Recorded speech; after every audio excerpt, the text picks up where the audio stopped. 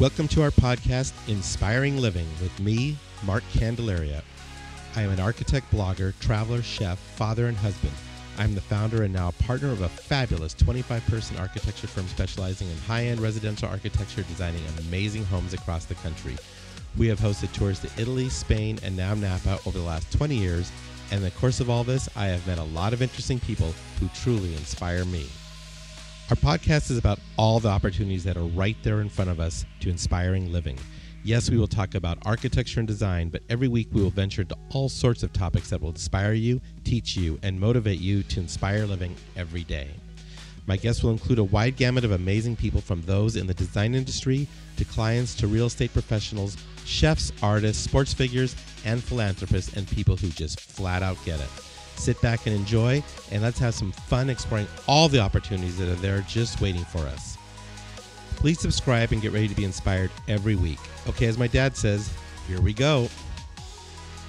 Because inspiring living is all about the people and the organizations that inspire us, we are excited to have Monogram Appliances as one of our sponsors.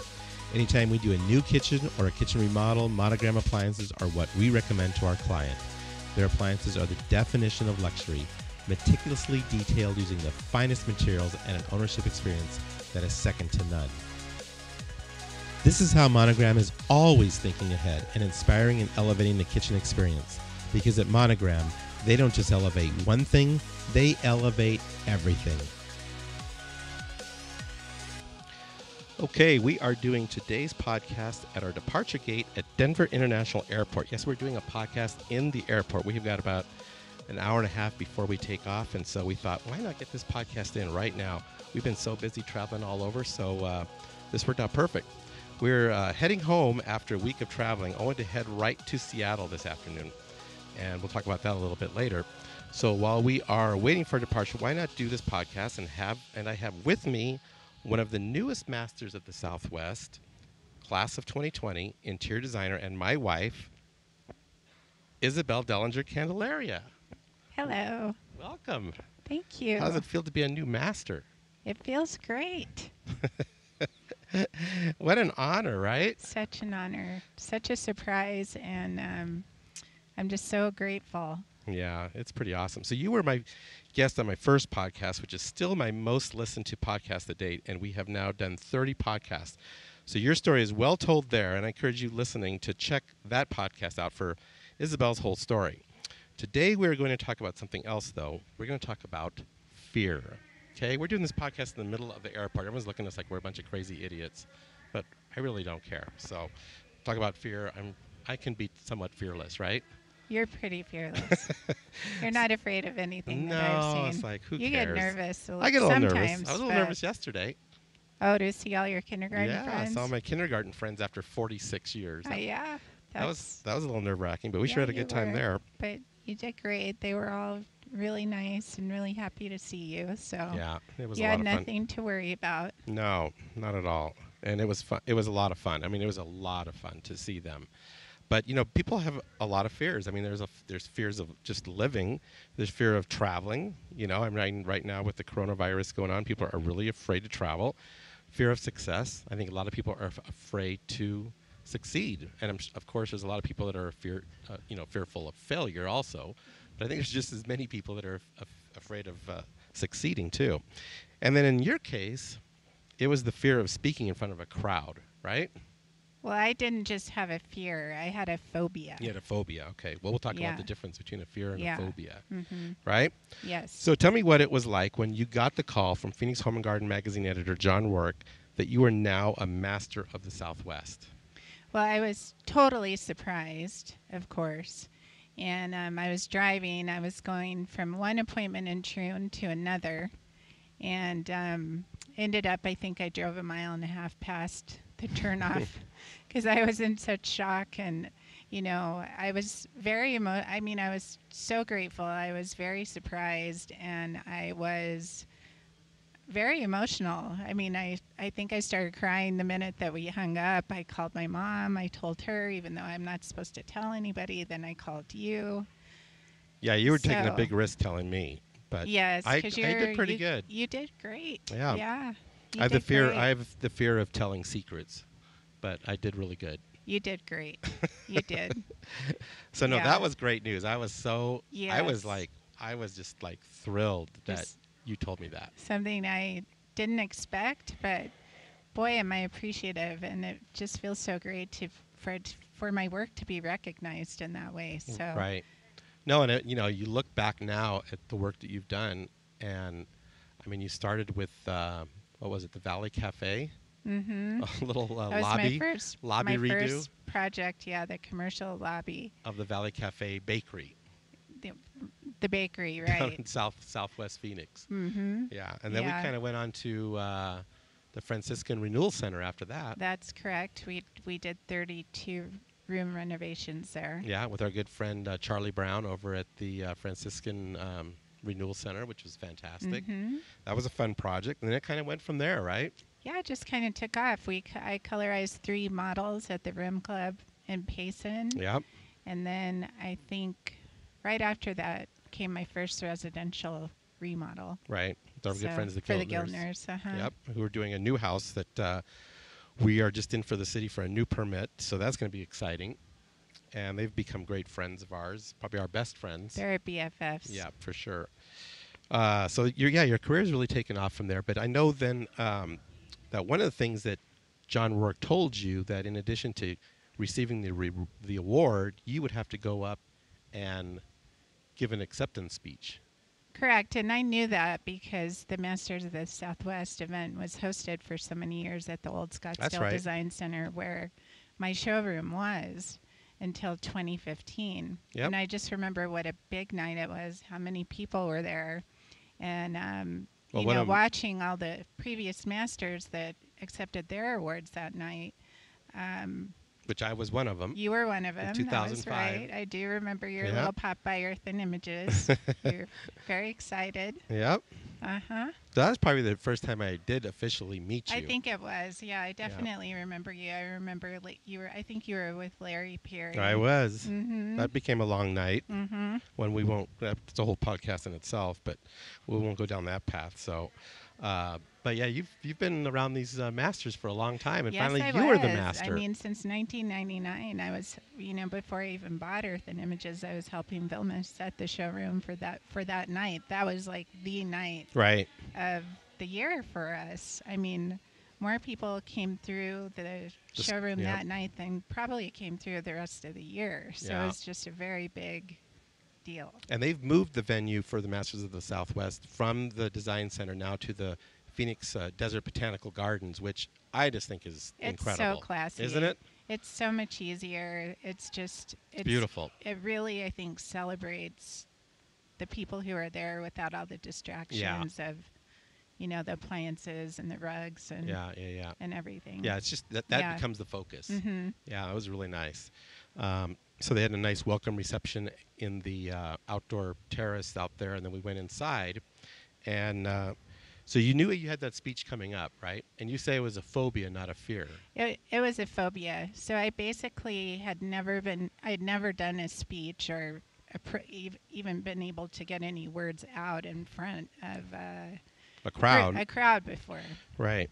So what went to your mind? You knew you were going to have to do this speech because you've seen the other presentations. So you had how much notice before this event was going to happen? I think you called early December, and then the event was on February 17th. Okay.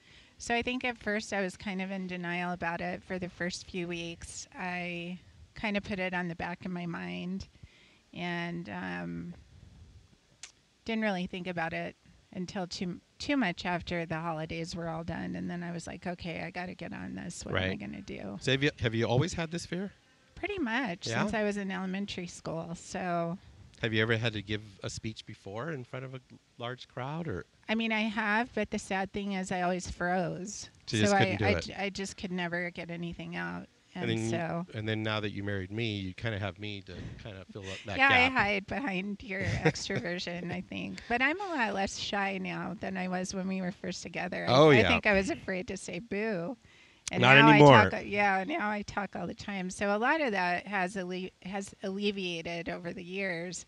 But, and I'm fine in presentations when we present our materials. I'm in front of clients all the time. So I'm very comfortable with that. and very passionate about what I have to say. So I Right. think it's maybe, a case of having to explain something about myself, or um, I really don't know what it was, but it was definitely It definitely existed. a phobia. Yeah. So what did you do to prepare yourself to make sure you could do this speech? Well, I mean, the first thing I did is I asked people to start praying for a miracle for me. So I did prayer requests with Unity Church and also Hillsong Church, and I didn't really tell a lot of people about it. I Well, think you that's couldn't one tell thing. people about it. Right. So, but about the phobia that Yeah.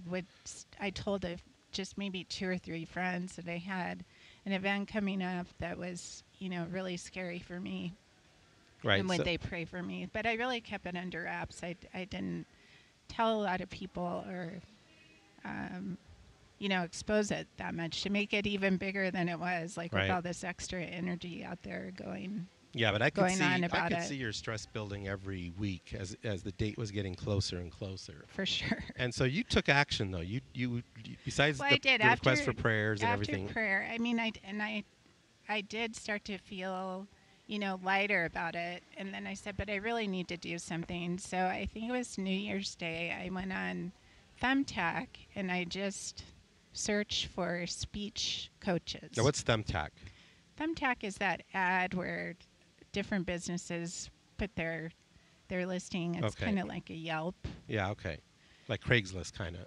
Well, I don't know, more like Yelp, I think. Okay. Yeah. So you were looking for what? I was looking for a speech coach. Speech coach. So I reached out to like 4 or 5 of them, and of course it's during the holidays, and it's a week has gone by. None of them have responded, and so I'm kind of getting a little more panicky, for sure, because I know I need help. Well, you didn't I want mean, me I to want be to your try. coach. No, because you just are like, why? This is so easy. Just 'Cause get up you there and love talk. it. And yeah. Yeah, I wasn't So going to work. you could not identify with With the the level of phobia and the fear, fear. that I had. Right. Yeah. So you did find someone ultimately. I did. Molly McGinnis of McGinnis Theory reached out to me. She was overbooked, but she just felt inclined. There was something in her, she revealed later, that she knew she needed to help me. And so I hired her for 6 sessions, and I would cry all the way over there. I would cry in the session, cry leaving there. So there was more going on to this phobia than just giving a speech. Well, if you have to face a trauma, it's not easy. Right. So, yes, it was definitely, you have a phobia if you've experienced trauma, Right. basically. And so in order to to get rid of that, you kind of have to relive some of it. So Right. a lot of it was very painful. So so it wasn't so much it was painful to give a speech. It was painful because this brought up a lot of past trauma that you had not dealt with. Right. Right? Right. And it manifested itself in this phobia of speaking in public. It did. Right? It's unreal the way the subconscious really works. Right. But the techniques that she used, some of them were so simple. A lot of it was just kind of like playing. Mm-hmm. And suddenly I started to relax. Hmm. It just started to unwind all of those thoughts and feelings that were in there. Right. And by the end, I wouldn't say I was 100% comfortable. I was still very nervous that day. But I was able to do it. Yeah, you're able to do it. And I think, what I noticed is as you kind of got closer and closer, you formulated the speech in your head to a degree, right? But it wasn't like you didn't write it down or anything like that. Right. Molly didn't want me to go through the stress of like feeling like I had, some distinct thing I had to say. In fact, she was really great.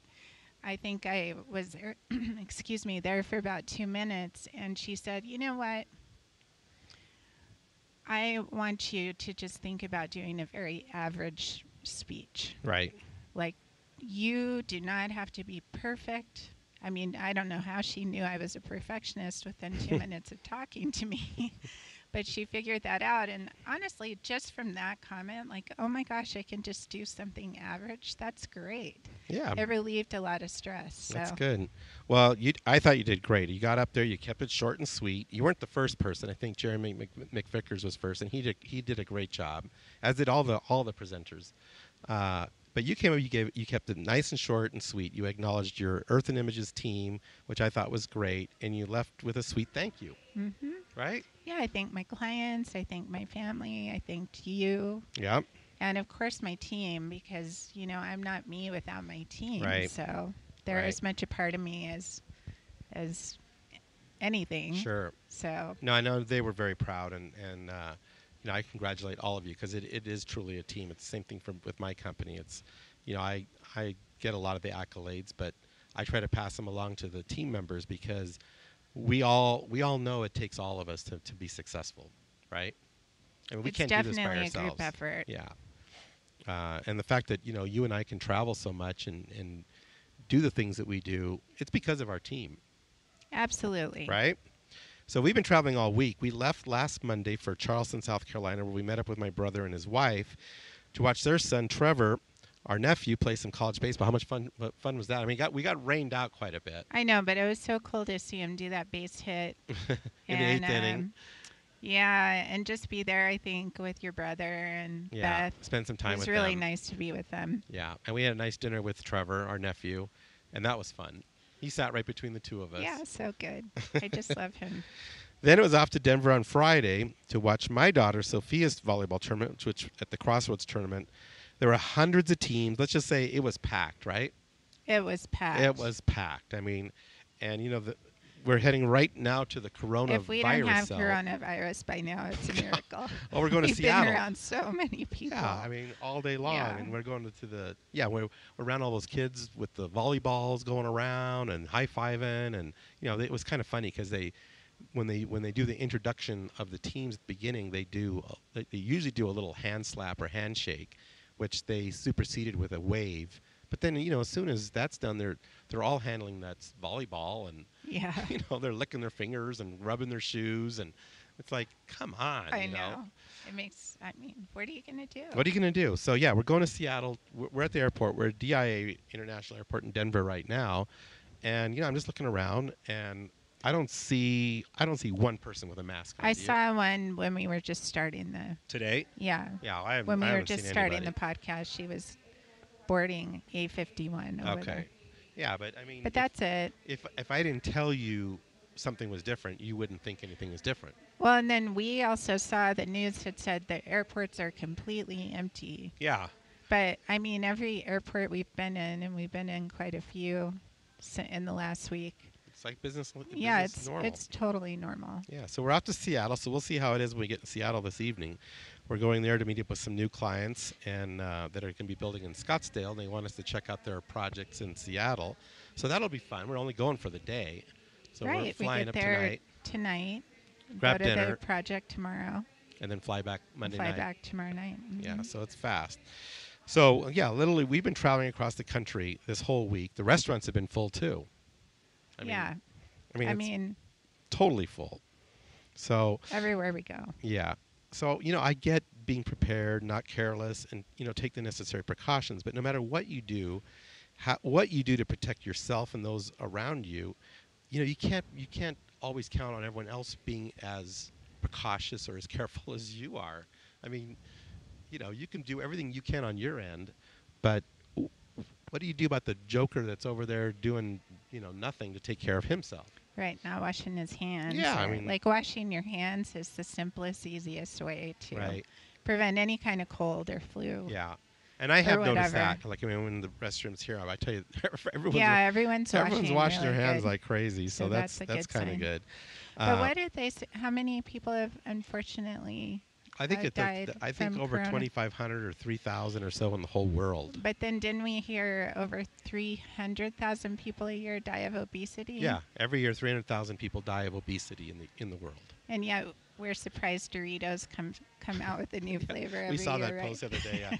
Yeah, 300,000 people die of obesity every year, but every year Doritos comes out with a new flavor. So it's like, I get it. I mean, something's going to kill all of us at some point. and you can catch the Actually, flu. the number one fear is death. The number two fear is public speaking. There Did you you go. know that? No, I remember you saying that. So I faced death. So now I face my fear of public speaking, and here we go. Yeah. So you just got to go. You just got to, you said Yeah, it, the word don't go. stop. Don't stop. So as far as that too, the only other thing I want to add is like part of it is that had really been somewhat debilitating for me my entire life. It had maybe kept me from doing things I might have done had I not had that phobia. Right. Otherwise, so it really got to be a point where I just didn't want anything like that having a hold on me or hanging onto my heart in a way where I can just, be fear-free and Right. express myself. And so hopefully if anybody's out there and they have a phobia or some kind of fear, maybe the it'll corona fear. encourage them to, to take steps to get over that. Yeah, I think it's not good to live with fear. Well, the thing I've been reading and hearing too is one of the best ways to awaken your life and your whole spirit is to run to your fear. Like run right into it and face it and deal with it. And once you break to the other side, you're so you have such a feeling of release and freedom and this weight of all that fear off of your shoulders. I certainly do. Yeah, right? I mean, it feels so good. And I can't say I'm ever going to be a person who maybe seeks out opportunities to do speaking, but, hopefully the next time, if there is one that I have to do something like this, it won't be as dramatic. Right. Yeah, maybe you can do the national anthem with me next time. I don't think people want to hear me sing. Yeah, I kind of got that one out of my system. I tell you, the first time I did that was in front of 10,000 people at a Cubs-Giants game, and that's quite a Remember the experience. joke you played on me that morning? Oh yeah, no, you can tell. I listened to you for a year practicing. Yeah. Every morning, and then that morning you in the shower. You were in the shower. You made your voice crack every single time. So I was a complete nervous wreck You were by the freaking out. afternoon. Like, oh my God, this is gonna be a disaster. and then you totally nailed it, and I knew you had just played that trick on me. Yeah, and then there was at one time where I started singing at the stadium, and the mic went out. That was a pretty nerve-wracking, but I just kept going. I was like, who cares? And everybody jumped in. Everyone jumped in. The whole crowd got up and really started singing with me, and my mic kept going in and out, the whole song. Oh my God, it was awful. But again, it was one of those things that I did it because I've always wanted to do it, and I was afraid to do it. But you did it. I did it, and I've done it like 5 times now. And now when I do it, I just go and really enjoy myself. I'm not nervous at all. I think watching you really helps me too, because I do see where you really put yourself up against some scary things, or they would be scary for me. And you're nervous, but you go ahead and do it. Like when you sang at Fight Night. Yeah, Fight Night was a little nerve-wracking because they had Quincy Jones and an astronaut Buzz Aldrin sitting right in front of me. It's like, talk about freakish to sit there and sing to Quincy Jones, So obviously they didn't sign me to a record deal, so I'm still doing architecture. Probably will be for the rest of my life, but that's okay. That's okay. Right? So yeah, this whole Corona thing, I think, we all want to learn as much as we can. We want to take all the precautions that we can. Fear is real, but a lot of fear is in your mind, right? Yes, and it might be in your subconscious mind. Something else may be holding the grips on you. So it's good, I think, to explore that. Yeah. I mean, it certainly was for me. I feel a lot lighter. Yeah.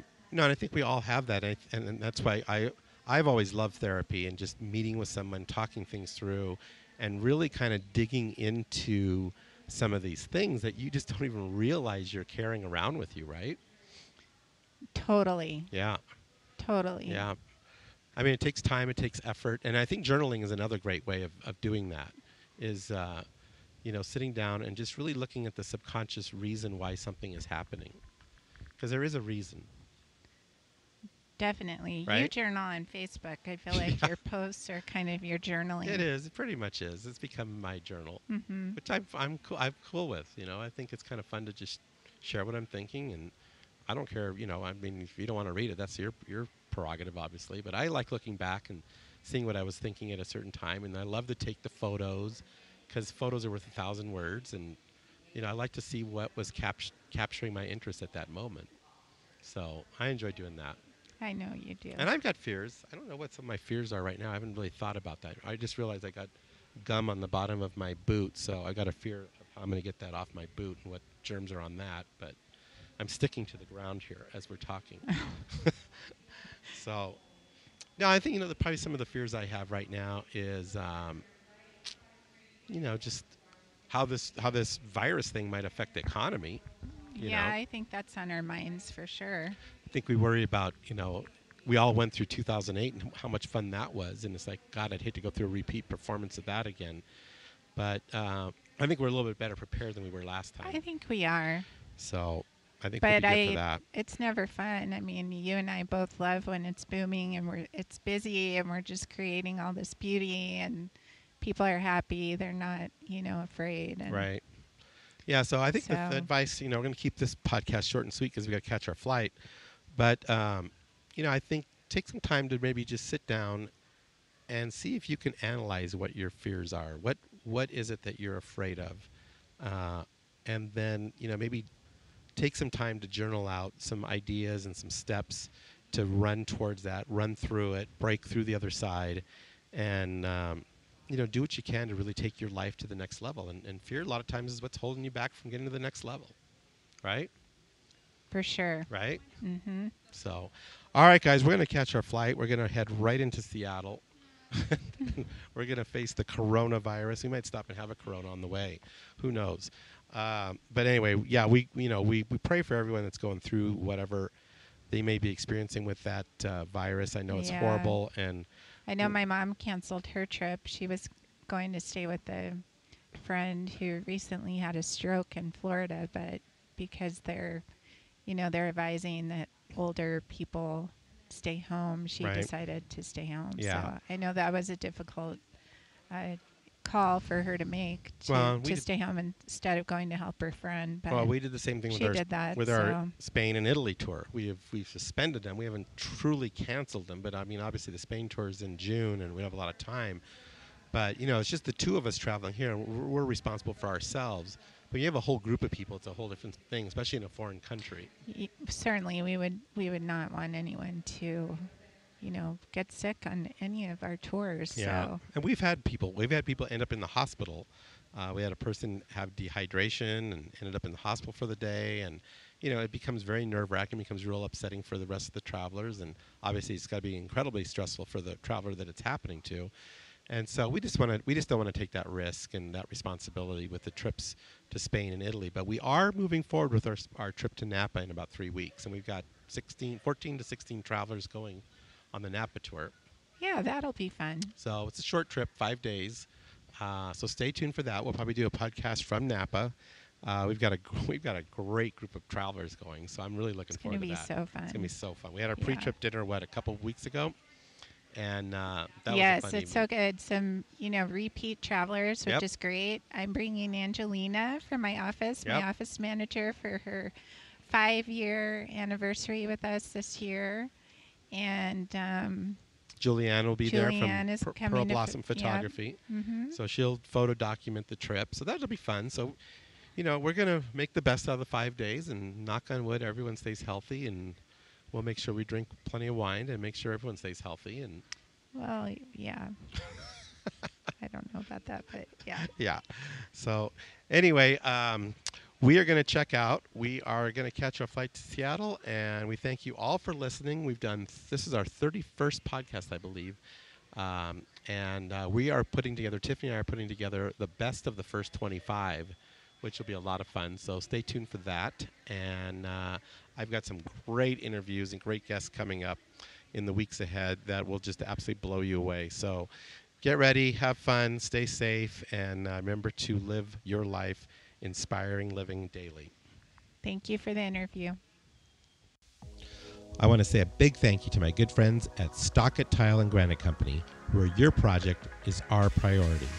The Stockett team, along with so many others, are coming really close to the finish line on our demonstration kitchen and our new expansion of our Candelaria design offices. I've had the pleasure of working with the Stockett team for nearly 40 years on some amazing projects, and trust me, they are the epitome of excellence when it comes to tile, marble, and granite work, bar none.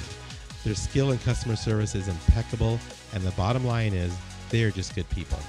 I have traveled with, dined with, and just had good times both personally and professionally with Dave Stockett and his lovely wife Becky, and they are the best. When it comes to your next kitchen, make sure Stockett Tile and Granite is part of your team. Thanks for listening. We hope you enjoyed our podcast. We encourage you to write a review, screenshot it, and share it with your friends. Please instant message it to me and follow us on Instagram and Facebook. We thank you for listening, and we look forward to sharing more insights to inspiring living next week.